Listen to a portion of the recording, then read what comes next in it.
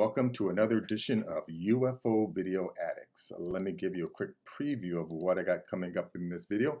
The first is a continuation of the story that I ran yesterday, or last time. I actually don't even know if I even did this story, but supposedly some family in Vegas heard a crash in their backyard, and when they went to check it out, they said a UFO had crashed in their backyard and that there were two 8, 9, 10-foot tall aliens, they in the call, in the 911 call, the kid said that, yeah, that these things definitely weren't human. We'll take a look at that. And then I also have the actual kid, or the young man that made the 911 call. Here he is explaining, he made a video explaining, what exactly happened. And then this part here, this is where, I questioned the validity of this story, because this is when I saw this, it just didn't make sense to me. Let's see, where's this at? Okay, yeah, so here, okay, this circle is supposedly where the craft crashed, right? They said it crashed. They didn't say it landed. But if you look at this circle, that circle is a little too perfect for it to have been a crash, right? This circle to me, or even this whole area, does not look like a crash site to me. And actually here, this is a top-down view. This is a same news, 8 News Now from Vegas, which is what this is. But this is just a follow-up on the story. But yeah, this is where this UFO supposedly crashed. Now, yeah, look at this circle here. Does any of this look like something crashed here? I'm not seeing it. And there are some other issues that I find very strange that I'm not buying the story. Especially, it happened in May, beginning of May 1st, but we're just hearing about it now. Yeah, I think, yeah, something doesn't smell right. Everything is not adding up. But anyways, we'll go over that. Also have this video here from Reddit of a spherical UFO hovering in place and then accelerating away. And then this, actually I haven't even watched this whole clip, so I'll probably just go ahead and play the whole thing. But supposedly it says a former defense and intelligence contractor, Michael Vai, tells a story of when Lou Elizondo explained to him how disc, triangle, and cigar-shaped UAPs fly and why lights and orbs are associated with them. And let's see, and then this is a long 13-minute, 42-second clip of this guy, a daylight UFO encounter with alien abduction experienced by Bill Herman, 1978.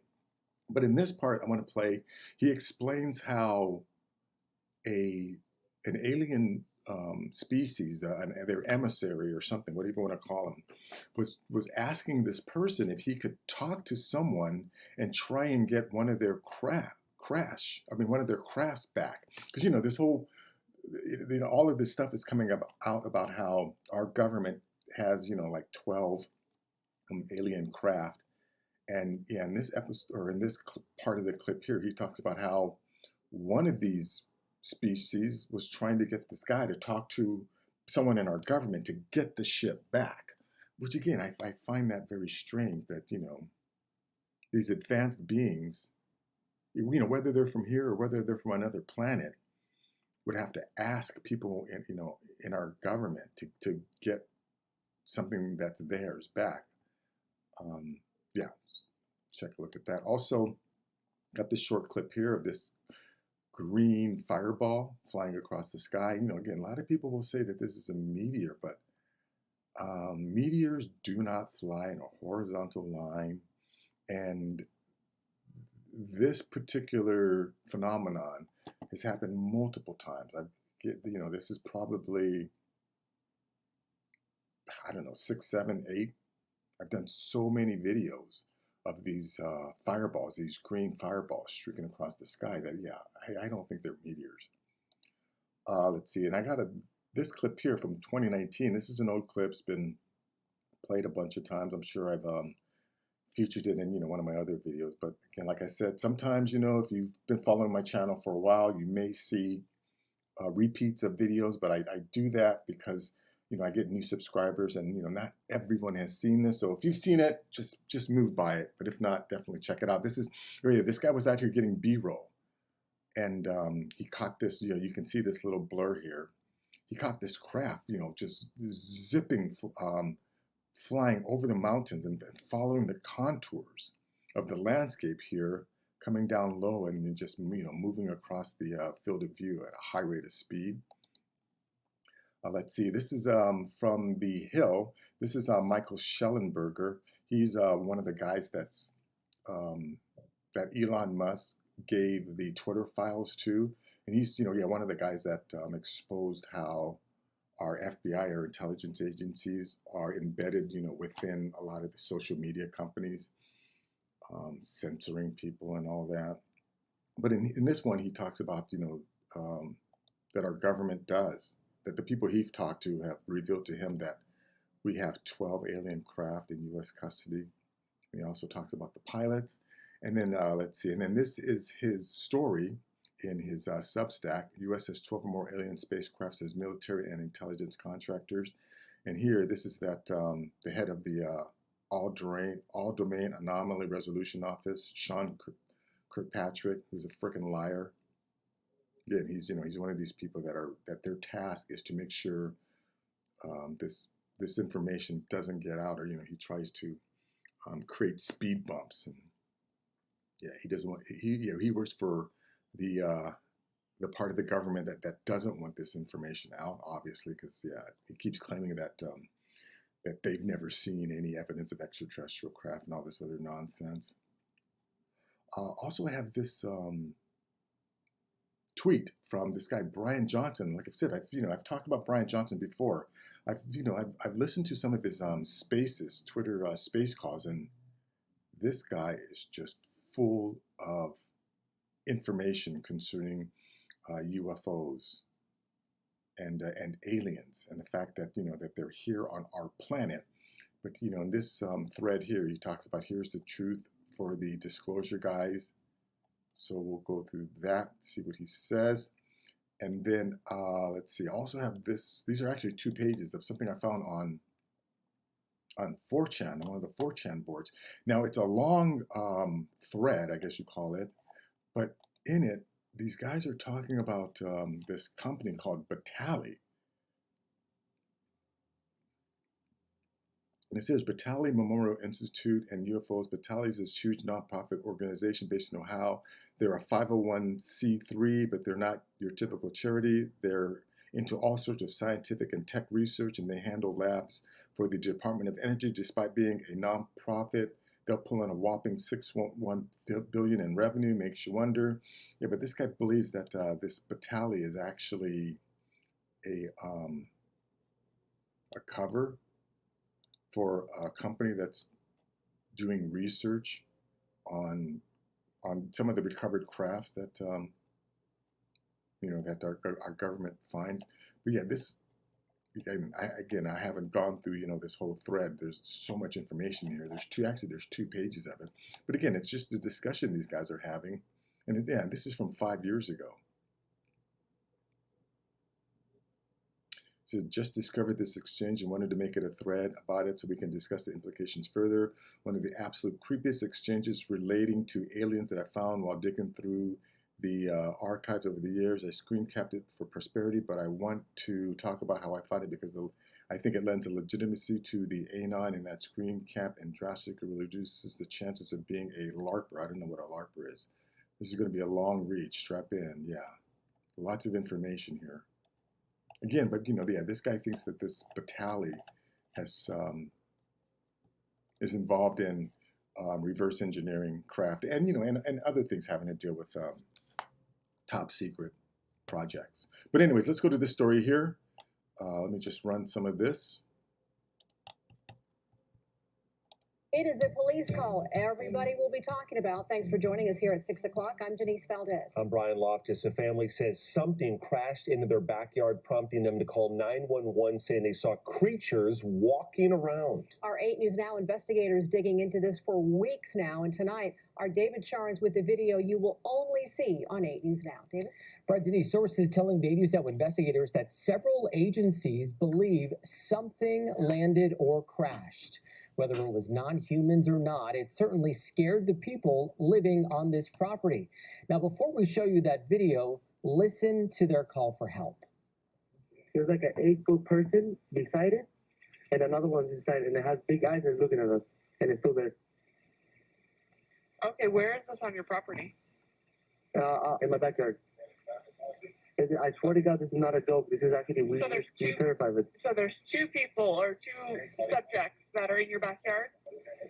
Correct, and they're very large. They're like Okay. 8 foot, 9 feet, 10 foot. I don't know. They look like aliens to us.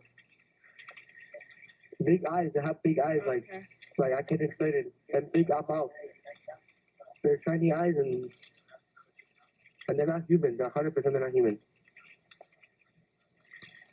Okay. Well, the 8 News Now investigators obtaining video as officers then responded to the call you just heard. You'll see the officers also saw something in the sky that night, but the big question is, what was it, and is it all connected? It's almost midnight on May 1st. Yeah, here's this again. You know, this is one of those green streaks. When a Las Vegas Metro police officer's body cam catches this, something flashing low in the sky. 911 emergency. Minutes later, There's like an 8-foot person beside it, and another one's inside, and it has big eyes and it's looking at us, and it's still there. someone calls 911 reporting 2 large figures in their backyard. No, I'm still nervous right now. The 8 News Now investigators obtaining another officer's video as he's sent to the Northwest Valley home. I have butterflies, bro. I've only saw a shooting star. Then these people say there's aliens in their backyard. By now, it's more than an hour after that bright light. Officers meeting up with the caller and his family. What'd you see? It was like a big creature. A big creature? Yeah, like non-testing top. I'm not gonna BS you guys. One of my partners said they saw something fall out of the sky too, so that's why I'm kind of curious. Did you see anything land in your backyard, or? They see like a big, that's what they say. They see like a big something with light. What I saw right now, I do believe in it. Police walk into the backyard to investigate, but Metro blacked out that part of the video because it's considered private property. Yeah, now that I find very suspicious, right? I've watched a lot of cop videos, and I've never once heard about blacking out someone's backyard because it's private property, right? I mean, if these guys are letting the cops back there, what don't they want us to see? But anyway, so that's that, and then I have this video here where the kid that made the 911 call, he explains, here she's explaining, exactly what happened. Let me play some of this. And me and my brother looked at each other, and we were scared. But when the impact happened, it was sort of like a shock wave, like an out-of-body experience. Okay, now remember here, right? He says that he heard the crash, and it was like a shock wave, which means that the crash must have been pretty violent, right? So to say, when I tried to look at the object, it was all blurry, not my vision, but only the backyard area. And I hear thousands of footsteps around me, and maybe a couple seconds later, the blurriness was gone. And here's the footage of the body, the police officer's body cam, and here's the object I'm referring to, the light video. Okay, yeah, so now he's just going to replay that. The same creature I saw. He told me to go inside the house. At this point, we all freaking out, me and my family. And here's the video where we were in the backyard area. You cannot see it too good, but on camera, but it's there. Here's the video. ¡Ay! ¡Regresar! Calmudarela, me cancines var eso. Cáelo, cherro, que chica. Cáelo, cherro. Okay, see, here's another reason why I find this highly suspicious, right?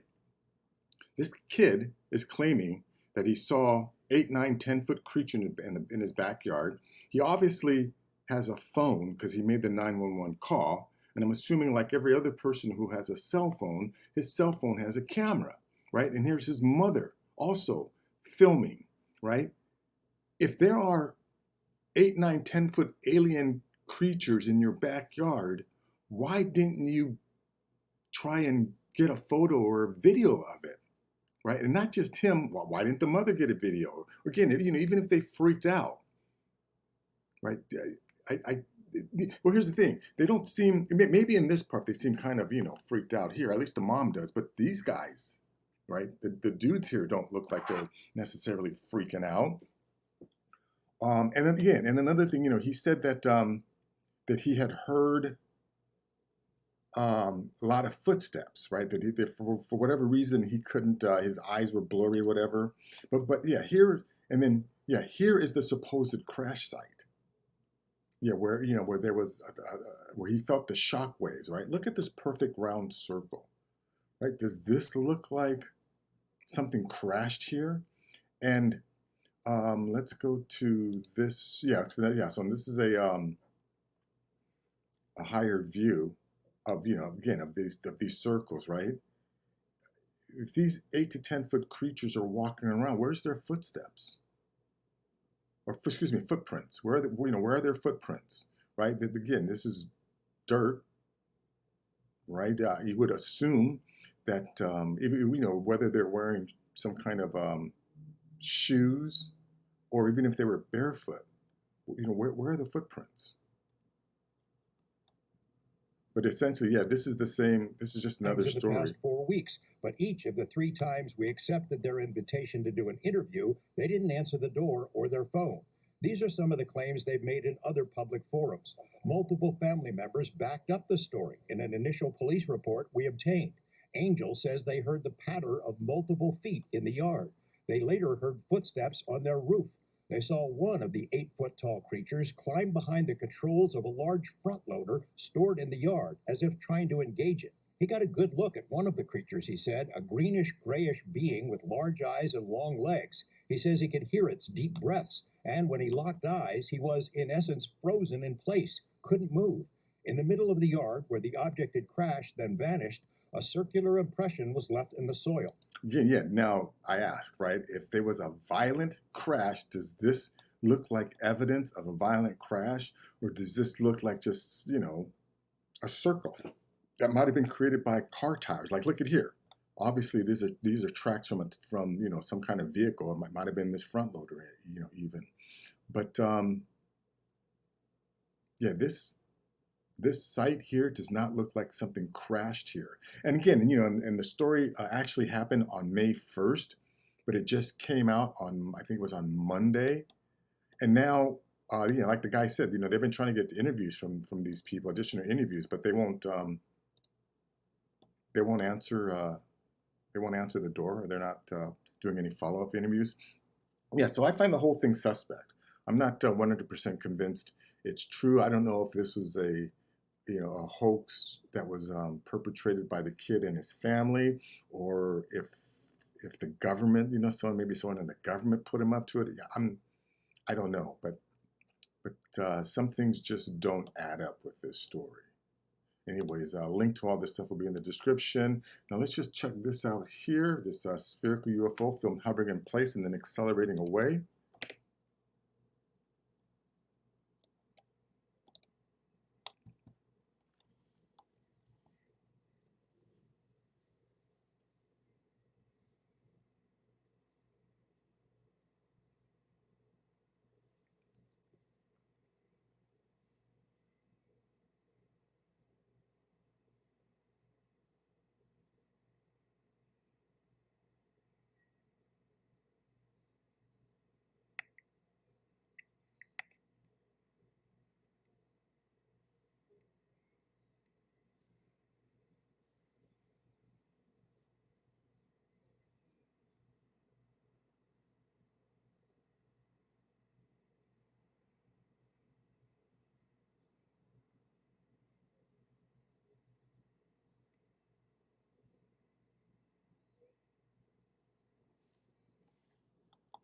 Kind of interesting, huh? Okay, so let's go to this other clip here. Again, I'm going to play this whole thing since it's a Reddit clip. I'm not going to have any copyright. At least I don't think I'll have any copyright issues. But yeah, so this is supposedly Lou Elizondo explaining to this defense intel contractor how these crafts fly. So again, I'm going to just go ahead and play the whole thing. Like it's almost 5 minutes. Lou, so let me explain this, how this happened. So my interview with Lou is over, and I wasn't the only guy there. Your interview with Lou for the show Unidentified, for people who haven't seen it. That's right. And so I go back out to this thing called the green room, and I'm hanging out. It's catered. I'm hanging out, and I asked the producer, who came in and thanked me. I said, "Hey, before the shuttle takes me back, or the driver takes me back to the hotel, can you ask Lou if I can get a few minutes with him alone?" And so he did, and we did. And in about an hour's time, Lou and I go back into this like a pantry area at A&E Studios, and we go even further back inside there, where there's a printer and a copier bay. Really nice facility, right? So we're back there alone. The door is closed, and I said to him, "So, we're both cleared, right? We're not in a skiff. We both know that." He set the ground rules. I recognize the ground rules, but I said, what did I really see? I said, because I have some ideas.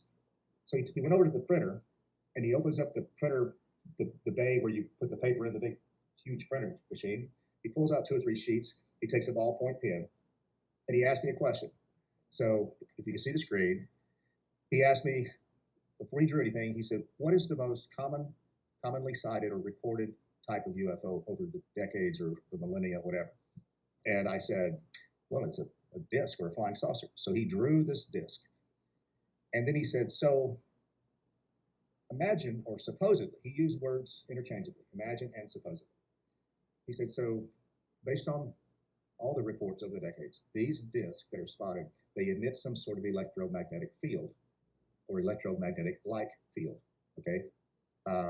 This field causes the ambient air around the vehicle, so I'm calling the disc a vehicle, it ionizes the air in much the same way as the gas inside of a fluorescent light bulb is ionized and glows whenever you flip the switch on and turn the light on, okay?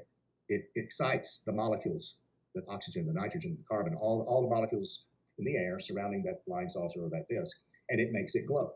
And depending on the power level of the engine, if it's at idle versus medium or full power, it makes the air glow a different color.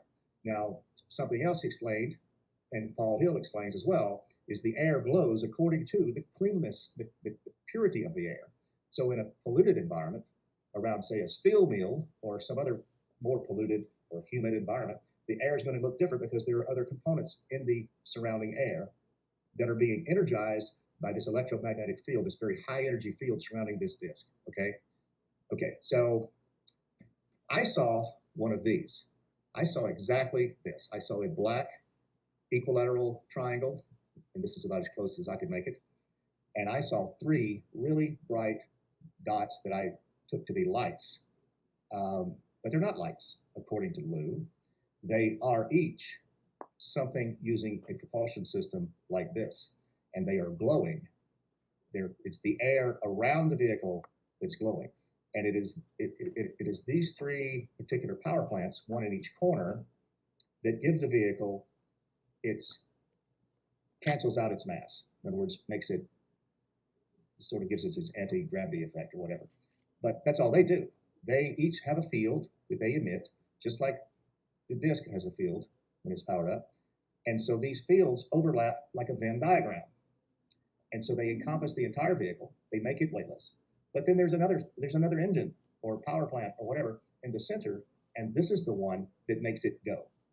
Up, down, left, right, whatever. These 3 give it weightlessness. This engine is how they get from point A to point B. That's kind of what he explained. So then I said, well, what about these cigar-shaped things that people saw, or that torpedo pencil-shaped thing that Paul Hill and his colleagues saw from NASA Langley back in Norfolk decades ago?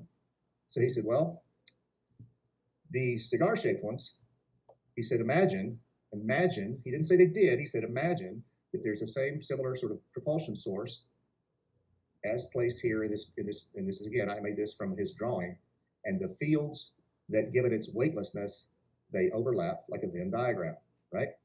But then there would also, either they are co-producing forward power to go forward, backwards, up, down, left, right, or there maybe is another engine or what have you, power plant, reactor, whatever it is, that gives it its go, and these 2 things give it its weightlessness.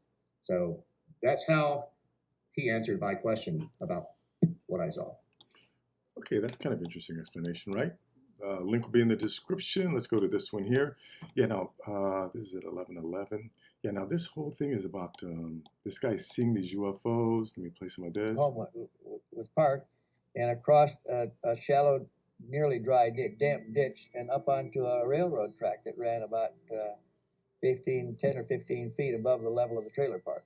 He got up on the track and started walking down the track, watching it flying these triangular patterns over the power lines ahead of him, probably 2 or 3 miles away, which is not in the air, that's not very far. And he had his binoculars out, looking at the object when it dropped out of the binoculars. It dropped like a stone. And he lowered the binoculars to see where it crashed, and he saw it just over the water of the Ashley River at water level. And he thought, oh my God, it's crashed right into the river. When at that point it approached and filled the sky like that. And it came so fast and so big and so close, he shied back like that and caught his foot on the rail of the railroad track and began to fall. And okay, let me just jump ahead. Yeah, this part is this guy explaining what his experience was, but let me just go back to where this guy is talking about this species was asking, for their ship back, or trying to get this guy to talk to someone within our government to get one of their ships back. Again, there's so much information about these about our crash retrieval system. After the examination, and they're escorting around the ship, as they're starting to walk through the ship, his host, his guide, said that they would like him. He said, I wonder if you could make some arrangement with your government to release a damaged vehicle and one of our damaged ships and the bodies of our people. And he said, oh, I don't have any connections like that. There's nothing I can do for you there. I don't know anybody. I don't have any, I'm a nobody. And there's no way I can help you. He said, why don't you do it yourself? And the alien said, we have tried. He said, we sent an emissary to try to negotiate a release. They tried to capture the emissary. He successfully escaped, got in his ship and took off. They tried to shoot the ship down. He said, they're too hostile. We can't deal with them. We're looking for another way. And he said, well, how did they crash anyway? And they told him that they were lost in the western part of your land, they said in quotes, and that the first one they lost was a big surprise to them. And then they noticed that there was a beam, an energy beam being transmitted in the area there, and they thought that it was a new weapon that we had used. Actually, that the energy beam that he's talking about, I believe Colonel Philip Corso has explained how during World War II, when we had the U.S. military set up radar arrays on the west coast of California in order to detect any bombs coming from Japan, that they figured out that whenever some of these alien crafts would fly through the beam, the radar beam, that it would somehow disable their navigation systems, and we found out that we could cause them to crash that way. So yeah, so he explains it more here. Used against them, and when they lost the second one, they became very concerned because they think we're shooting them down, and they had even gone to the trouble of contacting other associated space traveling intelligences to consult with them on the nature retaliation should take for our hostile actions. And while they were doing this, they noticed that the beam continued to operate, that the weapon continued to fire and was running in a circle for when it was running, and it wasn't aimed at anybody. And they decided that it was not a weapon. It wasn't what they thought it was. They calculated, though, that the ships went out of control when that beam locked on the ship, on the craft, and stayed on for 90 seconds or more. The computer control system would burn out and go into automatic emergency landing. They didn't have any control of it at all.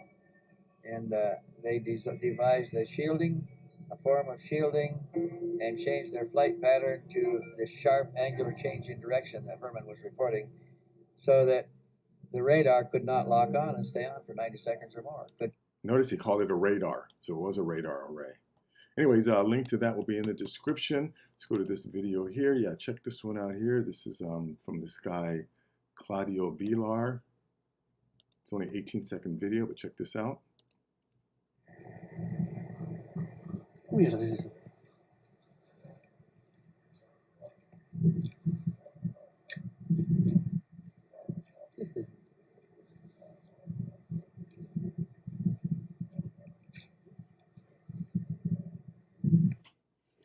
Again, it's just going to play over and over. But, you know, I find it interesting that there are still people out there who go, where's the evidence?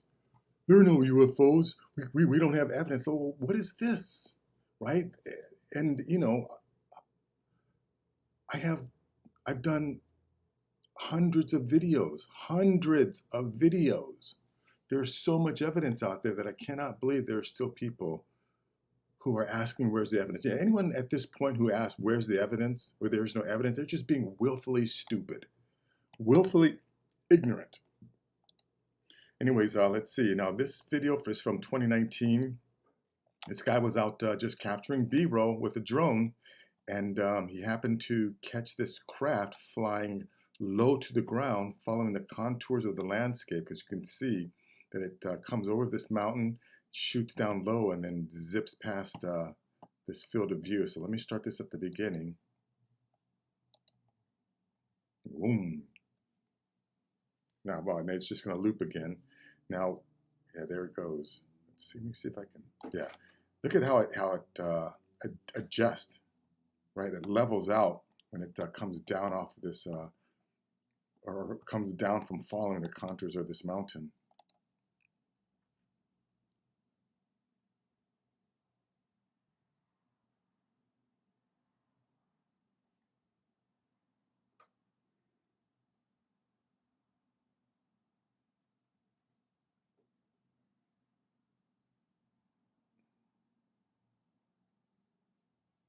Well, you know, and this is another one of those videos where this is not like an anomaly or a one-off. I've done a bunch of videos. I've made a bunch of videos of these high-speed craft. You know, that they're moving so fast that apparently sometimes the human eye can't catch it. But anyways, a link to that will be in the description. Now, this is Michael Schellenberger on the Hill, on his report of all this disclosure, this slow disclosure that's coming out. More and more information is coming out. But let me see, check this out. Author of Apocalypse Never, Michael Schellenberger. Thank you for being with us, Michael. Good to be with you. So, confirmation, aliens are real. This is exciting. What do you make of the baker's dozen of alien spacecraft that we have?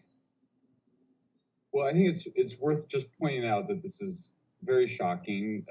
The whistleblower in question, David Grush, used the term ontological shock, which is a little bit of jargon, but what he means is that the idea that we are not alone, in the abstract, is something that everybody, I mean, not everybody, but many people, the large majority of people agree with, that we are almost certainly not alone in the universe. However, the idea that there may already be contact or have been contact for quite a while between the U.S. military and non-human intelligence, non-human life forms, is very shocking, and it's shocking for me personally. There's things I kept out of the story that I think were just too shocking and certainly harder to confirm.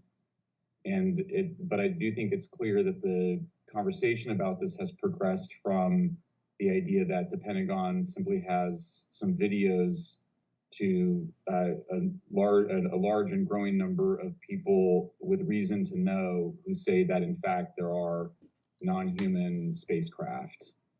Now, James Fox recently put out a tweet saying that, yeah, out of the 12 that we supposedly have, 6 of them are damaged and 6 of them are operable, but we haven't supposedly figured out how to operate them. And he's also talking about how there's some information that he didn't include. I bet you that information, because you notice how he says, that we're not alone in the universe.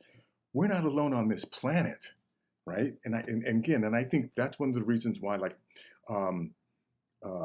there are some UFO channels right? That do get a lot of subscribers, that do get a lot of play. YouTube will feature those guys. It's because they're not revealing the fact that we aren't alone on the planet, right? I'm one of the few, I think, YouTubers out there with a UFO channel that's emphasizing the fact that the majority of these sightings that we see originate from our planet, right? That they have been advanced humans and highly advanced non-human intelligences that share the planet with us, right? Yeah, people, anyone who says, yeah, we're not alone out in the universe and they're visiting, YouTube doesn't care about that. But it's when people are actually revealing the fact that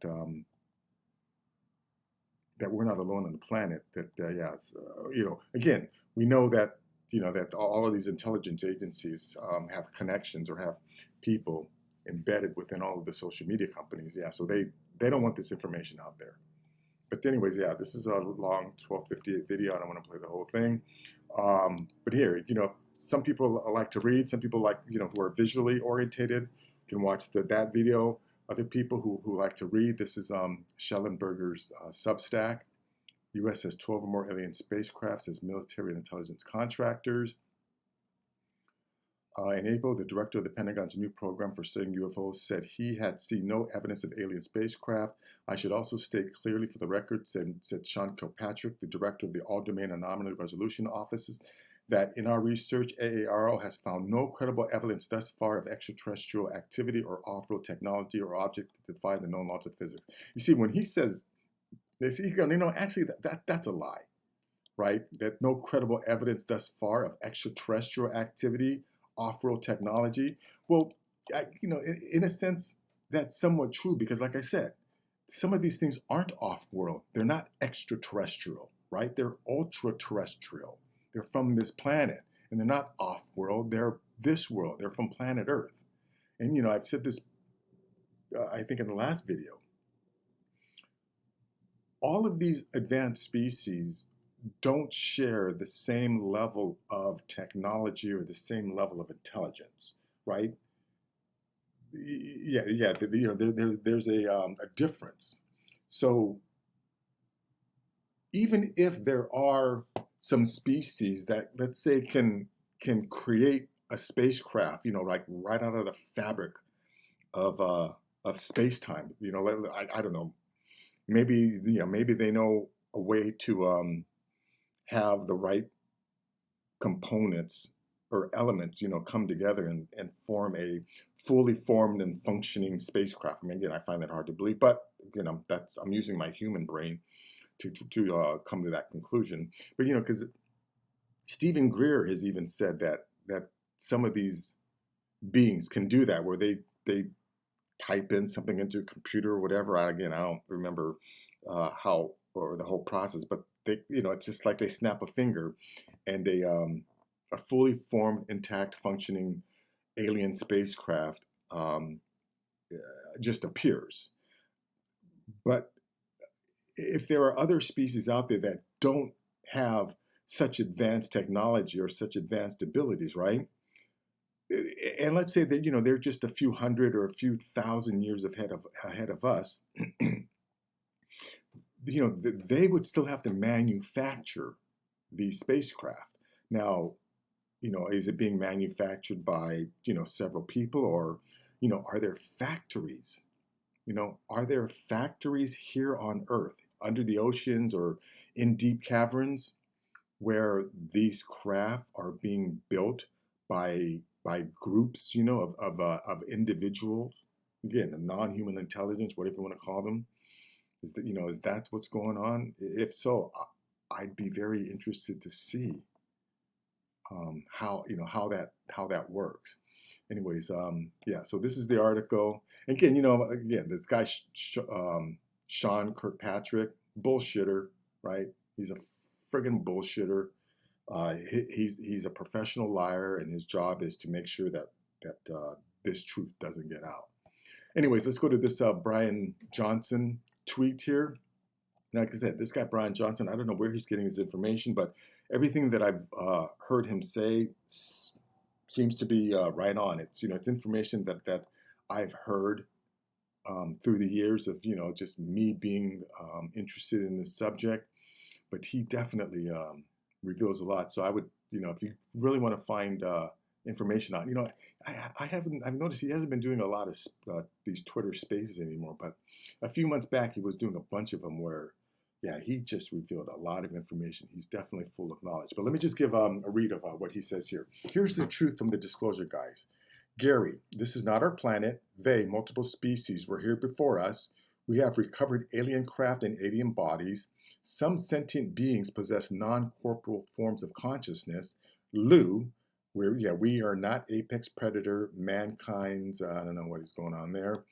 We are somewhere in the middle of the food chain, multiple species above us. Genetic manipulation took place 70,000 years ago. We cannot perceive many life forms due to limited nature of human visual system. Our origin story is wrong. History will need to be rewritten. John, I think this is John Ramirez. Alien abductions are real. Alien implants are real. Reptilians are real. Reptilians have influence over humanity. And Chris, I think is Christopher Mellon. We have recovered ET technology and ET beings. And then more from Lou, which is, Lou Elizondo. Roswell happened. 1933 Italy crash retrieval happened. Not a complete list. But anyways, yeah, so that's that. And then last are these 2 pages of some information that I found on 4chan. And it's this discussion about this company, Batali, nonprofit charitable trust, industry, national security, healthcare, environment from Columbus, Ohio. It says Batali, UFOs and the disclosure phenomenon. Hey, let's talk about Batali Memorial Institute and UFOs. Batali is this huge nonprofit organization based in Ohio. They're a 501c3, but they're not your typical charity. They're into all sorts of scientific and tech research, and they handle labs for the Department of Energy. Despite being a nonprofit, they pull in a whopping $6.1 billion in revenue. Makes you wonder. But supposedly, this is a nonprofit 501c3, so they're not, I don't think they're held to any, what do you call it, freedom of information request. It says here, Batali manages or co-manages several national labs for the Department of Energy. These labs are involved in all sorts of research, a lot of which is classified or secret. Given how much Batali is involved with these labs and the DOE, it's not a stretch to think that they could be involved in some of the classified projects or research related to UFOs. So I think there's a link here to a Drive article about them. Here, now let's look at some of the stuff they've worked on. They've been involved in projects like developing the Xerox machine, the Polaris missile program, the first nuclear fuel rods for the Nautilus, the world's first nuclear submarine. Batali manages the following labs for the DEO: Brookhaven National Laboratory, Idaho National Laboratory, Lawrence Livermore National Laboratory, Los Alamos National Laboratory, National Renewable Energy Laboratory, Oak Ridge National Laboratory. Yeah, these guys have all been, associated with deep black projects. Anyways, there's a lot here. So if you want, there's a bunch of information for you to go through, a lot to take a look at. And then here he says that he somehow archived this. Anon explains alien implants or re-encoded DNA impossible to remove, powered by the body, won't show up under examination. No one believes them, decides to drop names, and clandestine knowledge divulges there's a race to crack the technology and use it for evil. Yeah, so this is a giant JPEG, or excuse me, a PNG of different conversations that took place. And again, I haven't gone through all of this, but it's definitely interesting. Link to all of these will be in the description. Jeez, I can't believe I talked for almost 45 minutes. So another thing I forgot to mention. I should have done this in the middle of because YouTube refuses to promote. I really hope if you guys appreciate me putting all these things together, please give this video some likes, because apparently that helps the algorithms get it out to more people. Again, I think I'm being manually suppressed, you know, like, I mean, I know I'm being monitored, you know, because of the fact that, you know, they took down my other channel. And I've had to, you know, I've had to start all over again. But yeah, I would really appreciate that if you, if you appreciate, you know, the time and effort that I put into putting these videos together for you, right? Just all I ask is give it a like, you know, share it with someone, and definitely please subscribe, right? You know, I've gotten my 1,000 hours to get monetized, but I still need just, you know, a little over 500 subs to finally get monetized, and hopefully I can. I mean, I'm having my doubts, but I would yeah, I would really like to see if I can. So please, yeah, please subscribe. Anyways, that is going to be it for this video. Until next time, take care.